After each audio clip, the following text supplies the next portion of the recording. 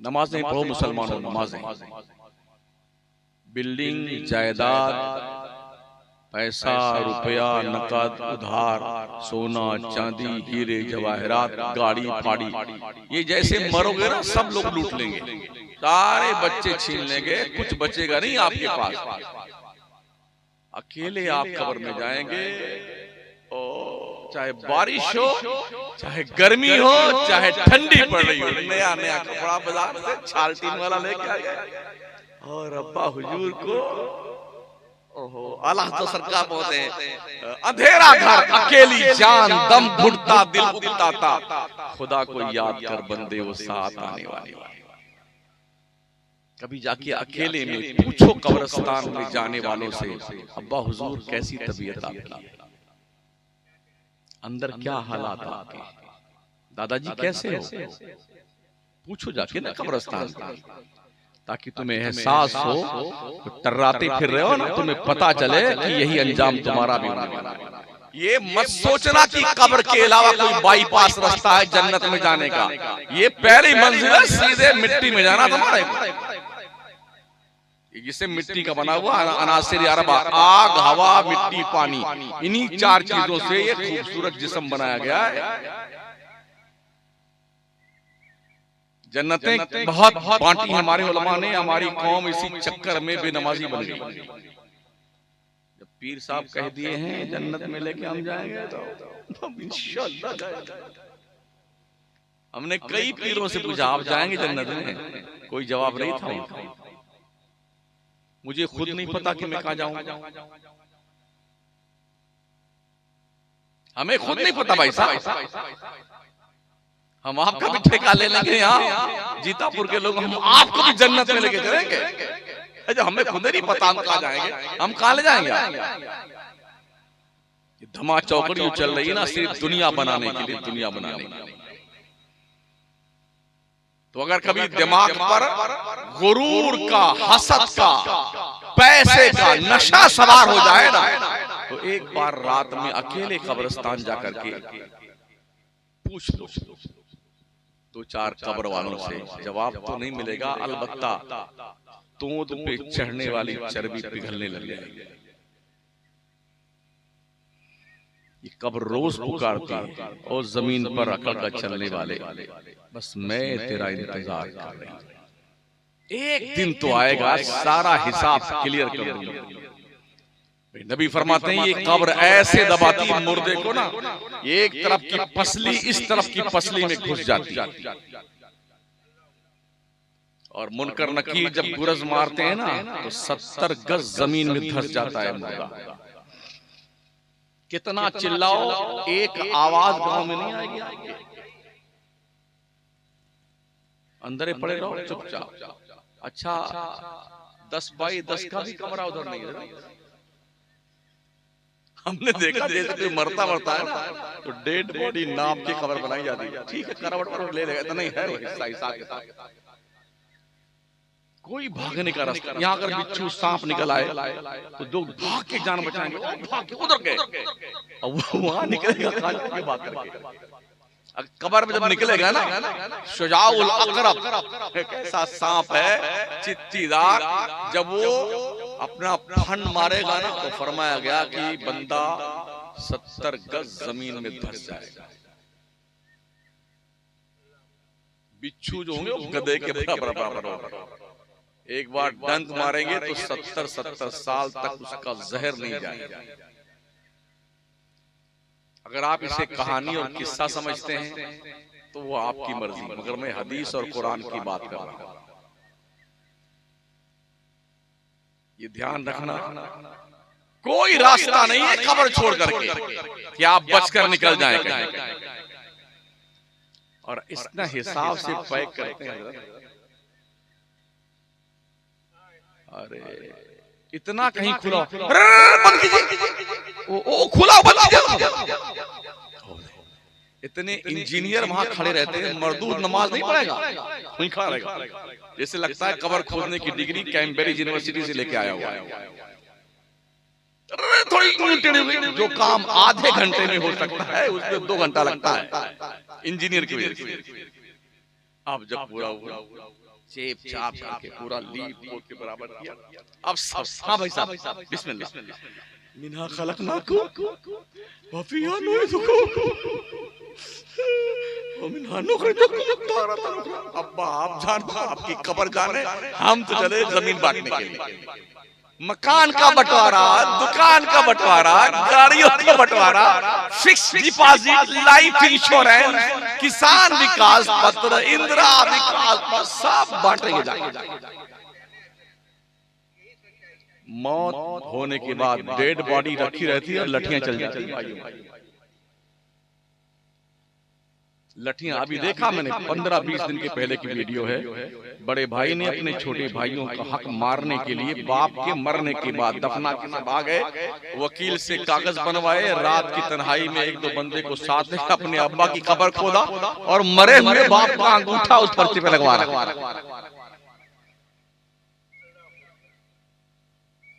किसके लिए आप बेईमानी करते हो?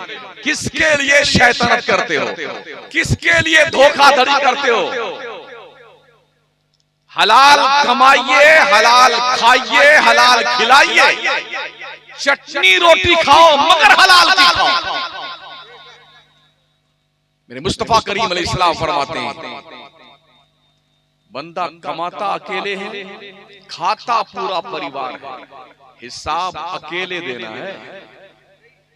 इसलिए वो कमाने वाले ये सोच कर कमाई कर, कैसी कमाई कर। एक दिन मेरे नबी ने पूछा साहबा से, साहबा बताओ सबसे मुफलिस, सबसे भिखारी, सबसे कंगला कौन सा इंसान है? कहा हुजूर आप ज्यादा बेहतर जानते हैं।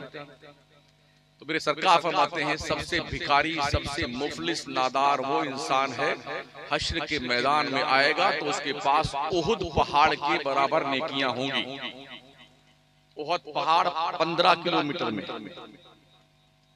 इतनी नेकियां लेके आएगा, मगर उसने किसी को गाली दी होगी, किसी की चुगली की होगी, किसी की गीबत की होगी, किसी का माल दबाया होगा, वो सब आएंगे। अल्लाह मेरा हिसाब दिला इससे, अल्लाह मेरा हक दिला इससे, अल्लाह उसकी सारी नेकियां दिलाता रहेगा। ये ले जाओ, ये ले जाओ।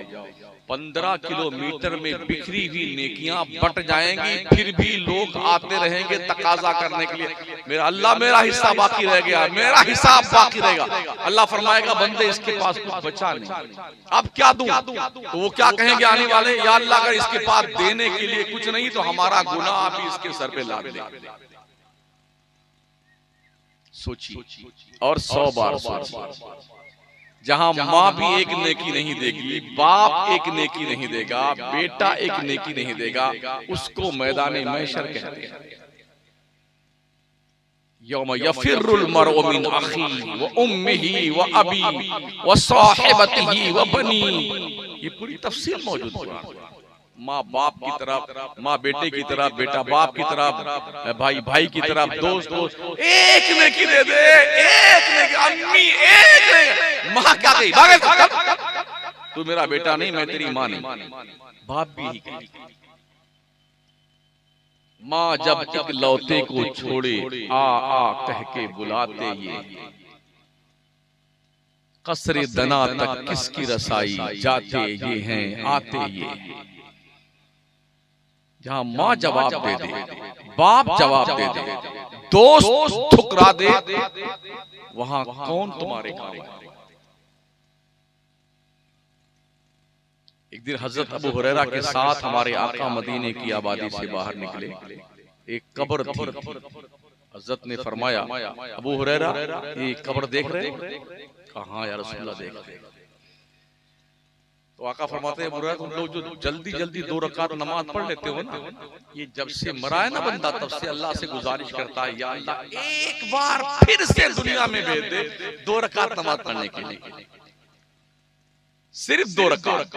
मगर अबू हुरैरा कयामत तक इसकी ये आरज़ू पूरी नहीं की जाएगी।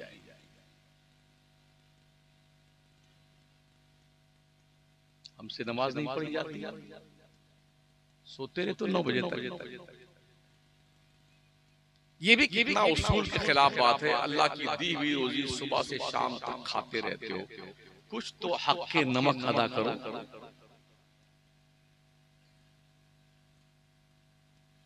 मेरा जिस, मेरी बॉडी, मेरी तंदुरुस्ती आपके अब्बा की दी हुई है, अल्लाह ने। ये हाथ रब ने बनाए, इसमें ताकत रब ने दी।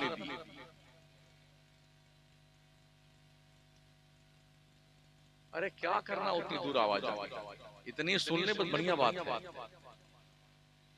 हाँ बस इन्हीं को सुनाना, उनको क्या सुनाना जो बेचारे कल के इंतजार में।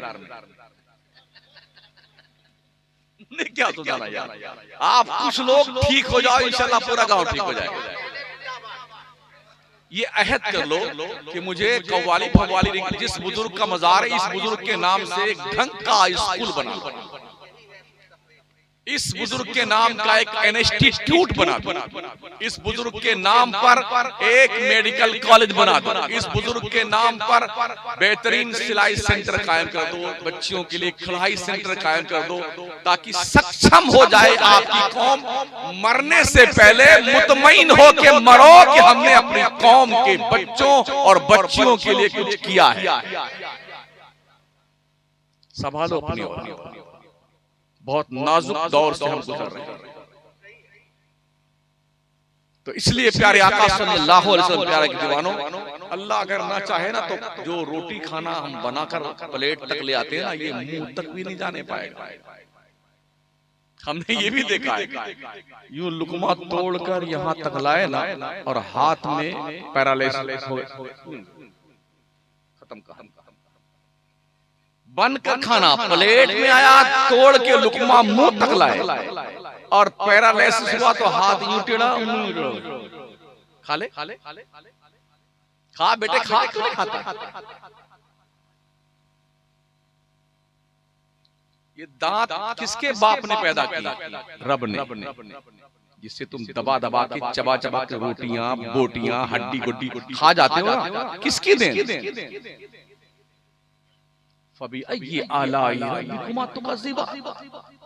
तुम तुम्हारे रब की कौन कौन सी नेमत को झुकाओ?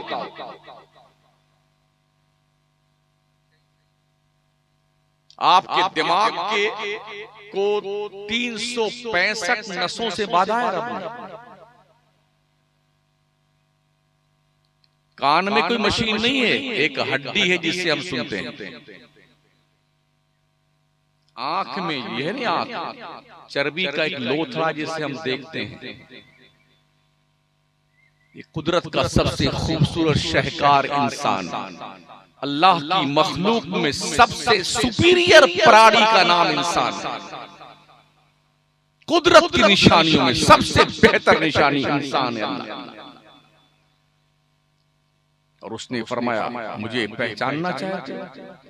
रब फरमाता वफी अनफुसिकुम अफला तुबसिरून, ओ बंदे मेरी निशानियां तेरे अंदर मौजूद है, क्या तुझे दिखता नहीं है?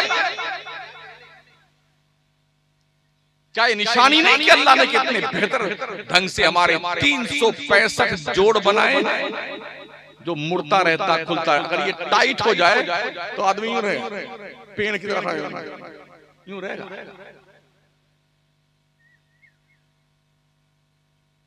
पढ़ लो नमाज, कहीं ऐसा ना जो तुम्हारा जी लगे कि अब नमाज पढ़ूं तो तुमको पढ़ने से रोक दिया जाए।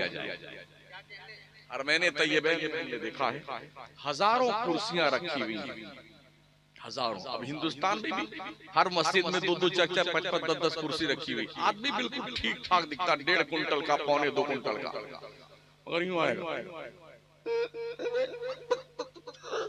क्या हो वैसा? पढ़िए ना महोदय जी, रुको कर सकते, क्या हुआ? बहुत इतराते फिर रहे थे। तुमने क्या समझा था अपने आप को? लाट साहब, अल्लाह ने एक नस खींच दी है कमर की, कोई दुनिया का डॉक्टर उसकी मां ने दूध नहीं पिलाया है कि ठीक कर दे।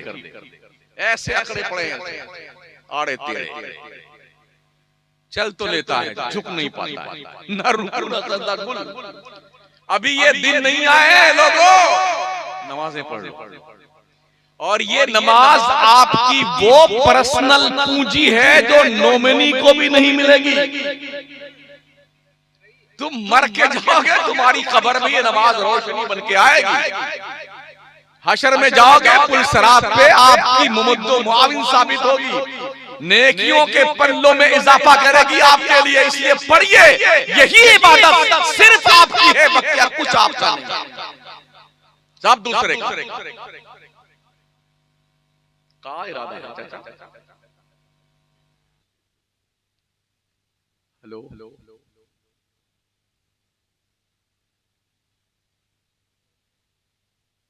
मतलब उसको निकाल दिया गया तो कुछ गड़बड़ तो नहीं हुआ? ठीक।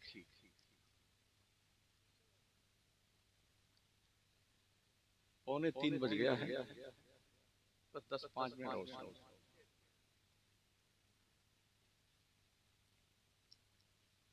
अच्छा, जन्नत का नाम आता था बहुत खुश, जन्नत में हूरें मिलेंगी, गिलमान खिदमत के लिए मिलेंगे। यहाँ तक फरमाया गया एक जन्नती की प्रॉपर्टी कितनी दूर होगी पता है? जहां तक नजर जाएगी वो सब उसी का एरिया होगा।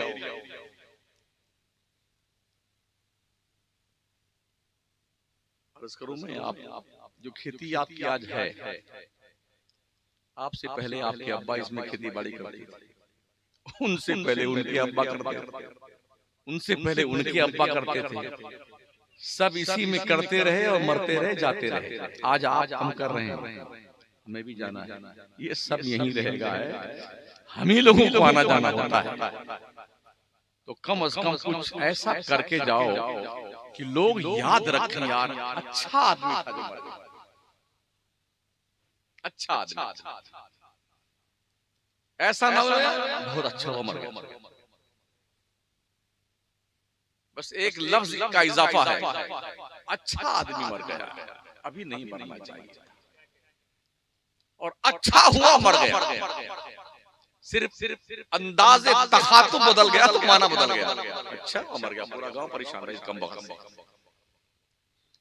तो कुछ ऐसा करके जाओ कि गांव आपकी तारीफ करे, आपको याद। अच्छे लोग थे जिन्होंने हमारे इस गांव के लिए मदरसा कायम किया, अच्छा मदरसा कायम किया, हमारे गांव में स्कूल बनाया, अच्छा स्कूल बनाया, हमारे गांव में एन इंस्टीट्यूट कायम कर दिया, रिसर्च सेंटर कायम कर दिया, हमारे गांव में इंग्लिश मीडियम स्कूल बना दिया, छोटा मोटा हॉस्पिटल बना दिया।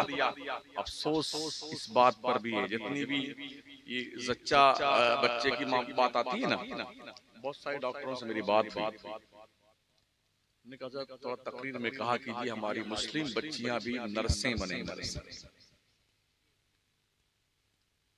इसलिए कि जब किसी औरत के बच्चे की विलादत का वक्त आता है ना, तो आजकल तकरीबन 98% लोग हॉस्पिटल का ही रास्ता एक्सप्लोर करते हैं। तो उसने कहा हजरत सारे डॉक्टर जेंट्स होते हैं, लेडी नहीं होती, और जो नर्सों का काम करते हैं वो भी जेंट्स तबका ज्यादा होता है। जब औरत को वहाँ लिटाया जाता है स्ट्रेचर पर, जहाँ विलादत, तो मादरजात नंगी कर दी जाती है और उसके रुख पर ऐसे कपड़ा डाल दिया जाता है और नंगी धुलंगी पड़ी रहती है। 2 दिन 2 रात, 1 दिन 1 रात ऐसे पड़ी रहती है नंगी। लोग आते रहते हैं और इस तरह से आपकी इज्जत व आबरू बरसरे बाजार नीलाम होती है। ये कब मुमकिन है?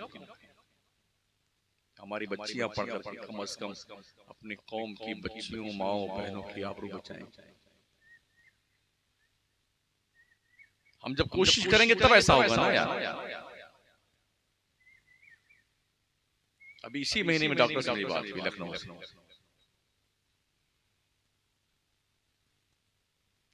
आपकी मौत और जिंदगी के फैसले पार्लियामेंट में होते हैं, विधानसभा में होते हैं, वहां आपका कोई आदमी नहीं है। हाँ, एक कोई खड़ा होता है इलेक्शन लड़ने, 3 खड़े हो जाएंगे, ना जीतेंगे ना जीतने, ऐसी खुद भी नहीं जीतेंगे, इसको भी जीतने नहीं देंगे। मक्तल की रात में जो कौम चाय पे बिक जाती है उसका क्या भरोसा। जिस कौम को अपनी वैल्यू का पता ना हो उसका क्या किया। 20% होने के बावजूद भी हमारी कंडीशन ये है कि हम कहीं नहीं। हमारा बच्चा सुबह से ना दौड़ता, पहलवानी करना, वर्जिश करना, बॉडी बिल्डर बनना। हमसे अच्छा कोई खाता नहीं है, तो हमसे अच्छा कोई बनता कैसे नहीं? सब बनते अच्छे। हम जब भी गुजरते हैं रास्ते से, सड़कों पे सैकड़ों बच्चे दौड़ रहे होते हैं, अपना भविष्य तैयार कर रहे होते हैं। उसमें हमारा मुसलमान नहीं होता है। जब कहीं भर्ती निकलती पुलिस वालों की, सीआरपी की, जीआरपी की, पीएससी की, बीएसएफ की, तो वही लोग 10वीं पास होना चाहिए, 12वीं पास, बकिया सीना देखा जाता उसका, लंबा चौड़ा टांगा, भाग दौड़। ये तो खरीद सकते हैं आप। कम से कम ये तैयारी तो कर लो, ताकि देश के भी काम आए, कौम के भी काम आए, सेल्फ डिफेंस के भी काम आए। जरूरत पड़ जाए तो चाइना, बांग्लादेश, पाकिस्तान की बॉर्डर पर रह करके दुश्मन के मुल्कों के थोपड़े बिगाड़ सके, और जरूरत पड़ जाए तो अपने दुश्मन को भी धूल चटा सके। इसलिए हमें बहुत कुछ सीखने और करने की जरूरत है। तो मैं अर्ज कर रहा था साथियों, नमाज पढ़िए, बापो अपने बच्चों को साथ में लेके मस्जिद में जाया करो, ताकि बच्चों की आदत पड़ी रहे नमाज। घर में 2-4 मुसल्ला रखा करो, ताकि बच्चा जब आंख खोले ना तो उसको देखे कि मेरा बाप सजदा कर रहा है, मेरी माँ वजू कर रही है, मेरी बहन कुरान पढ़ रही है, उसको लगे कि मैं मुसलमान घर में हूं। हर मुसलमान को चाहिए अपने घर में एक मिनी लाइब्रेरी बना के रखे, 150 किताबें। बच्चा पढ़ेगा, मगर ये नहीं शौक। अपने बच्चों को बड़का वाला मोबाइल ला के देंगे, और बड़े बच्चे 8-8 महीने के, 5-6 महीने, जब ज्यादा बच्चा रोता है तो अम्मी जान एक काम करती, फट से लगाया काट। अच्छा कमाल है, महारत देखिए 6 महीने बच्चे की। अगर आंसू यहाँ से निकल के यहाँ तक तशरीफ ले आया है ना, जैसे उसके मोबाइल आ गया तो वही रुका रहेगा, एकदम शॉर्ट। कहां सीखा इसका? कहां सीखा? मां के पेट से सीखा। गौस पाक पैदा हुए थे तो 18 पारे के हाफिज बन के पैदा हुए। ख्वाजा कुतुबुद्दीन बख्तियारी के काकी पैदा हुए थे ना, तो 14 पारे के हाफिज बन के पैदा हुए थे। पूछा गया था कहाँ याद किया बेटा? कहा मेरी माँ 18 पारा का हाफिजा थी, जब तक पढ़ नहीं लेती थी सोती नहीं थी, माँ पढ़ती रहती थी, मैं पेट में सुन के याद करता रहता। आज तो साइंस ने भी इसे वेरीफाई कर दिया है कि माओं के किरदार का असर बच्चों की तबीयतों पर उनके पेट में ही पड़ता है।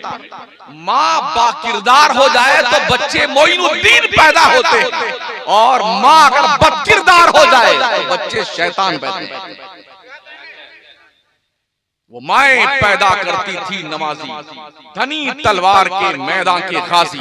वो माएं जब भी लेती थी बलाएं, दिया करती थी बेटों को दुआएं। इबादत में कटे बेटा जवानी, शहादत पे हो आखिर जिंदगानी। मगर क्या कीजिएगा, था जिसे कुरान पढ़ना, गाने गाता है वो आज, और हॉकी खेलता है वो धनी तलवार।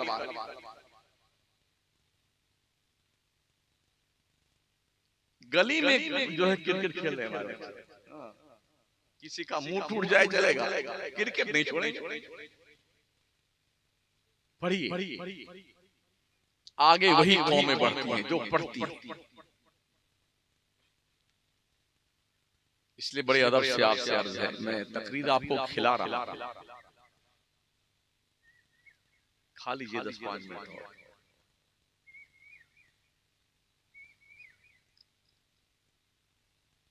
आप पूरे गांव के लोग मिल बैठ के सोचिए, जो किरदार आपका कल का होने वाला है, जिस बुजुर्ग का आप उर्स कर रहे हैं, क्या कभी उन्होंने अपनी जिंदगी में कव्वाली करवाई थी?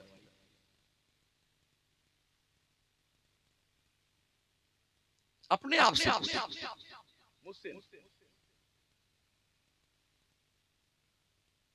तो तो उस जन्नत की बहारों में सोने वाले इंसान के मजार पर उसके उर्स के मौके पे ये हुल्लड़बाजियां क्यों,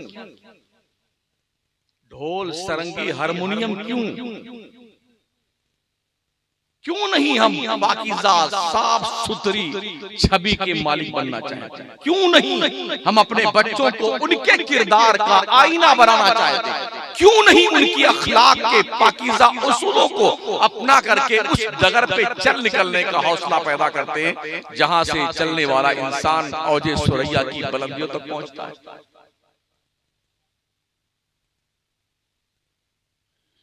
मैं उन मौलवियों में से नहीं हूं जो आपको जन्नत का टिकट बांट देगा। अल्लाह फरमाता वत्तकू यौमन तुरजऊना फीहि इलल्लाह, बंदे उस दिन से डर जिस दिन तेरी पेशी अल्लाह के दरबार में होने वाली है। हुजूर फरमाते हैं जब तक बंदा अपनी जिंदगी का हिसाब नहीं दे लेगा, जिंदगी कहां और कैसे गुजारी है उसे पैर उठाने की इजाजत नहीं दी जाएगी। तैयारी कर लो अल्लाह को हिसाब देने की। थोड़ी बात जहन्नम की कर लो। जन्नत की तो बातें बहुत लोगों ने सुनाई, थोड़ी जहन्नम की।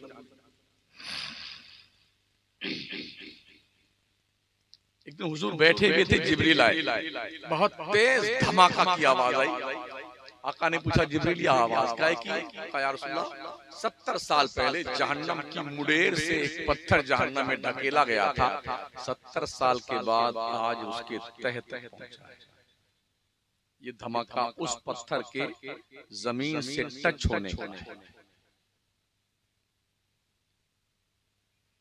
आका फरमाते हैं अगर जहन्नम की बदबू सुई के नोक के बराबर दुनिया की तरफ भेज दी जाए, उसकी बदबू से लोग मर जाएंगे।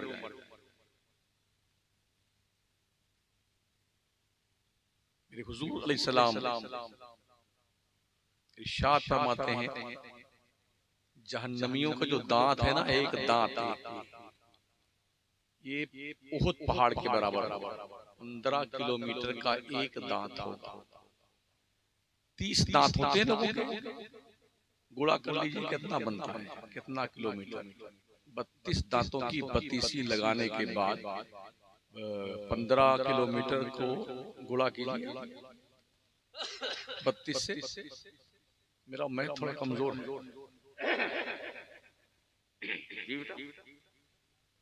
हाँ, 480 बराबर 480 किलोमीटर में ये बत्तीसी होगी। और इस थोपड़े में ये सेट किया जाएगा बत्तीसी को। थोपड़ा कितना बड़ा होगा? ये होंठ नीचे वाला नाफ के नीचे तक लटकेगा, ऊपर वाला होंठ पेशानी के ऊपर तक रहेगा, उसका चेहरा छुपा हुआ होगा। इस शोल्डर इंसान का इस शोल्डर से इस शोल्डर तक आने के लिए एक तेज रफ्तार घोड़ा दौड़ाने वाला यहाँ से दौड़ाए तो 2 महीना में इस शोल्डर तक पहुंचेगा। जहन्नमी का शोल्डर इतना चौड़ा। ये चमड़ा जो है ना, चमड़ा ये 70 गज मोटा कर दिया जाएगा। और जब जहन्नम की आग में जल जाएगा ये चमड़ा, तो अल्लाह फरमाता कुल्लमा नदिजत जुलूदुहुम बद्दलनाहुम जुलूदन गैरहा लियज़ूकुल अज़ाब। जब ये चमड़ा जलकर राख हो जाएगा तो फिर हम नया चमड़ा फिर दे देंगे ताकि इसे जहन्नम का मजा चखाया जाए।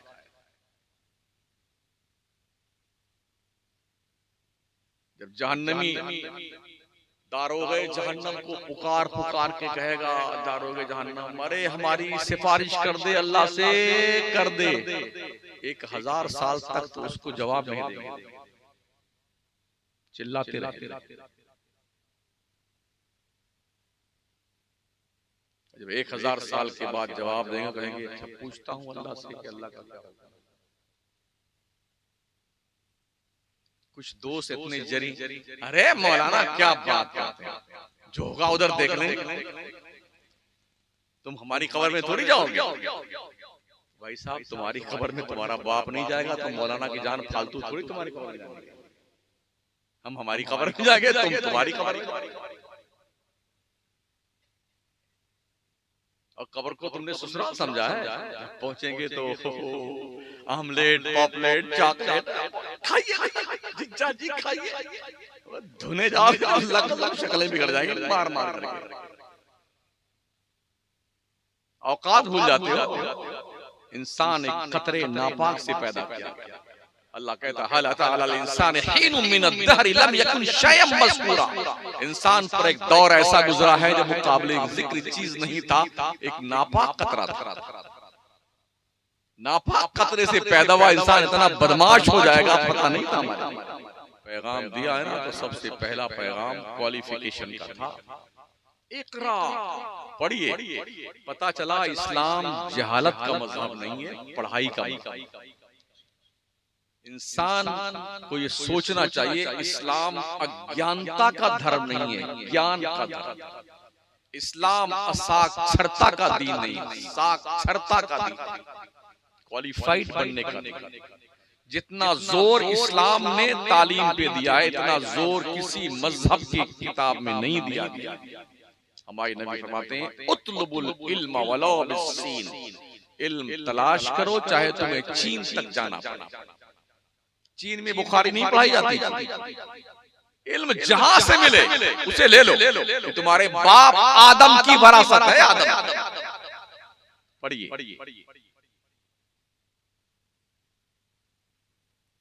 दुनिया की भी तालीम सीखिए और दीन की। और भी तो ठीक है, नौकरी नहीं मिलती है, क्या करें पढ़ करके। तालीम नौकरी के लिए नहीं होती है, ये तौहीन है तालीम की। अगर कोई नौकरी के लिए इल्म सीखता है तो जाहिल आदमी जाहिल। इल्म का काम है रोशनी फैलाना, रोशनी। इल्म को सोने चांदी से भी तोला नहीं जा सकता। ज़ालिका फ़ज़्लुल्लाहि युतीहि मन यशा, ये अल्लाह का फजल है जिसे चाहता है। तो इल्म को इसलिए मत सीखिए कि तुम्हें नौकरी मिल जाए, इल्म को इसलिए सीखिए कि तुम एक सच्चे इंसान, अच्छे मुसलमान बनो। इल्म रोशनी है, और रोशनी का काम ये कि खुद भी रोशन हो और जहां जले वो पूरा वातावरण रोशन हो जाए। ये देखिए ट्यूबलाइट जल रही है, खुद रोशन है। अल इल्म नूर, इल्म रोशनी है और जहां जले चारों तरफ रोशनी फैला दे, यही काम इल्म का है। तो इल्म इसलिए पिछले 10-15 साल से मुसलमानों में तालीमी बेदारी पैदा हुई है, मगर अभी उतनी नहीं जितनी होनी चाहिए, उतनी नहीं। और जिस दिन हम उतनी पढ़ लेंगे ना, मेरा मुतालबा कौम से यही होता है, आप 20 से 25 साल अगले आंखें मूंद करके सिर्फ पढ़िए और सिर्फ पढ़िए। क्या हो रहा है देश में कुछ मत देखिए, पढ़िए। पढ़ लिख के इस देश की जरूरत बन जाएगी। जब हम जरूरत बन जाएंगे हमें कोई नेगलेक्ट नहीं कर सकता, इसलिए पढ़िए। अबुल कलाम, APJ अब्दुल कलाम जरूरत बन गए, तब सदर जमहूरिया कुर्सी बिठाए गए थे, ऐसे नहीं। पढ़िए ना।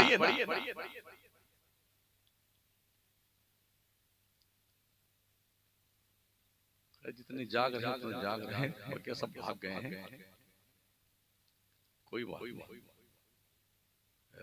कतरा कतरा दरिया भी शवाश, जितने बैठेगा इतने लोग ठान लें कि मुझे इस गांव का नक्शा बदलना है, इसमें बेदारी लानी।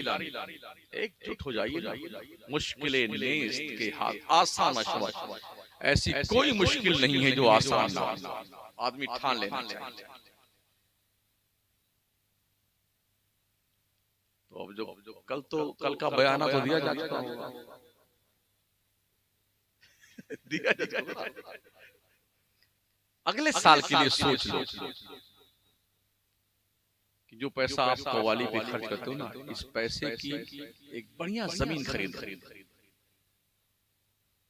अरे खूबसूरत स्कूल बनाई इंग्लिश में। साउथ इंडिया में तो 100% क्वालिफिकेशन, बच्चा बूढ़ा जवान बेटियां।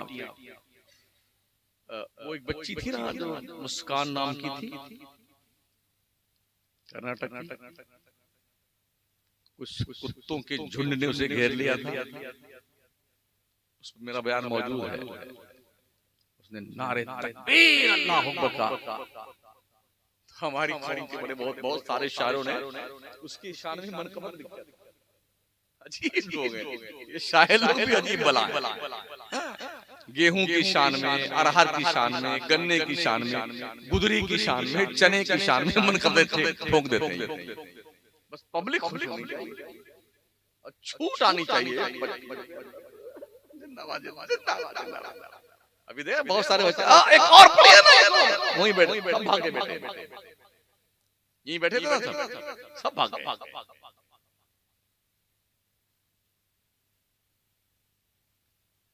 उस बच्ची ने हिजाब के हवाले से कहा था, मुझे नहीं, मैं हिजाब तो नहीं उतारूंगा। कर्नाटका की हुकूमत ने फैसला बदलना पड़ा कि हिजाब पहन के बच्चियां कॉलेज पढ़ने आए। उस बच्ची ने ऐसा इतिहास रचा ना, कर्नाटका टॉप किया और जज बनी हिजाब। जब पढ़ने का एक धुन सवार हो जाए ना, कौन रोकेगा?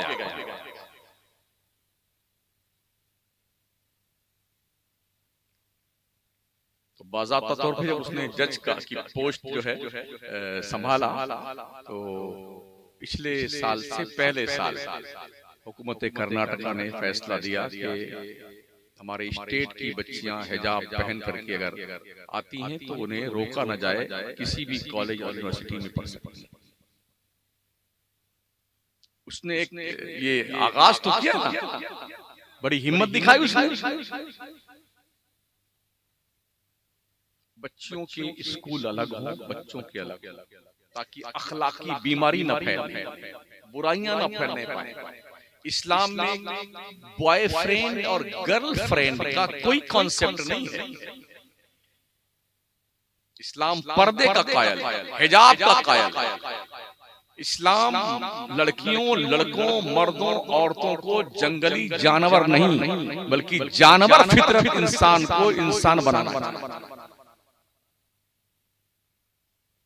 इसी रास्ते से, गर्लफ्रेंड और बॉयफ्रेंड के रास्ते से बदतहजीबी, बेहयाई, बेशर्मी, नंगापन, सारी सरहदें पार करना इसी रास्ते से आ रही है। कुछ साल पहले एक दिन मनाया जाना शुरू हुआ था, अभी चल रहा है, वैलेंटाइन डे। हमने उसका नाम रखा जानवर बनने का दिन।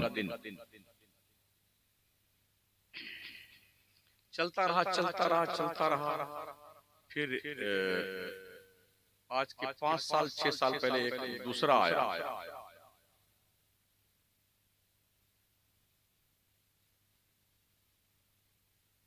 मी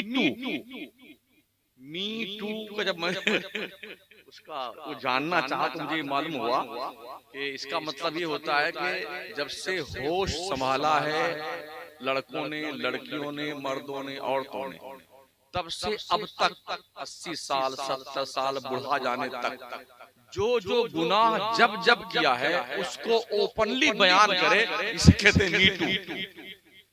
क्या जुनून है जंगली जानवरों का। फिर कुछ साल गुजरे तो पिछले साल दूसरा तीसरा आया,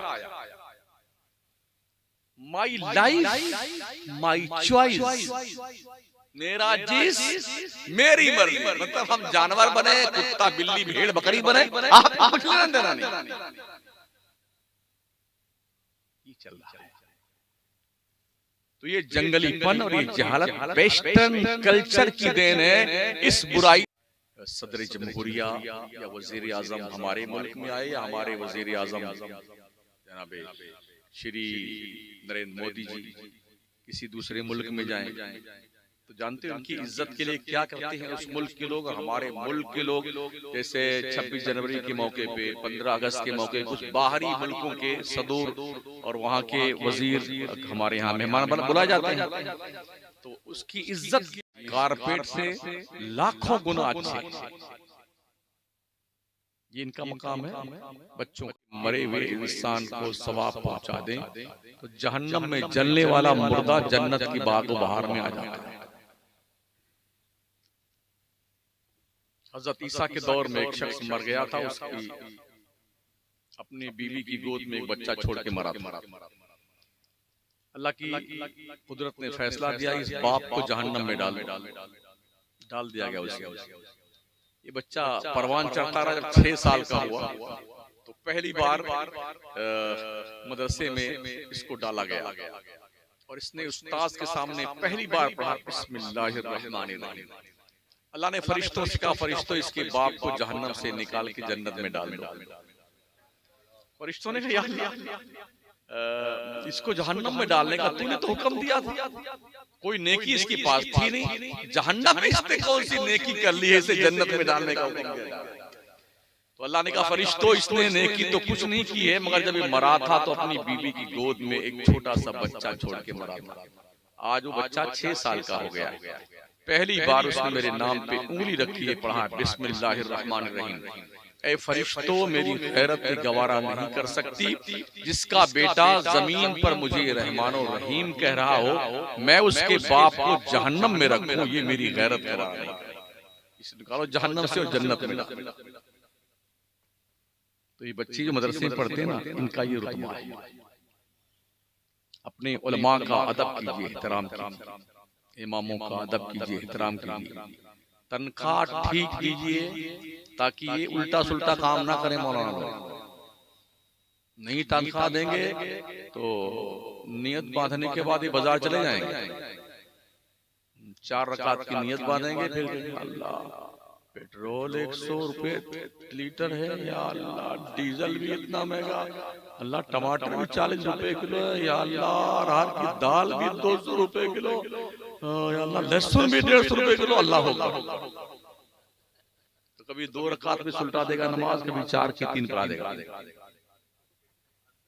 समझ रहे हैं?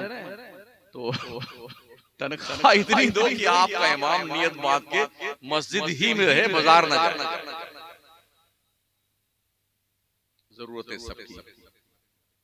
ऐसा नहीं कि इमाम साहब जब कपड़ा ले जाए तो कपड़ा वाला इमाम साहब माशाल्लाह हम आपको 50% डिस्काउंट देते हैं, आप हमारे इमाम साहब। ऐसा करता है कोई?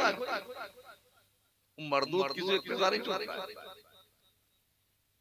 इसलिए तनख्वाह ठीक दी। धंधा इन्हें भी करना आता है, ये भी अच्छा धंधा कर सकते हैं। सारी किताबें धंधे की पढ़ते हैं। एक तरह से एक आलिम MBA का कोर्स करता है, MBA का बिजनेस का कोर्स करता है। जितने भी किस्में हैं ना धंधे पानी की, बय सलम, बय मुजारबत, बय अताती, ये सब पढ़ता है मौलाना। मगर अगर सब धंधा करने लग जाए तो दीन का काम कौन करेगा? बस साथियों, ये फाइनल यही हम फुल स्टॉप देते हैं।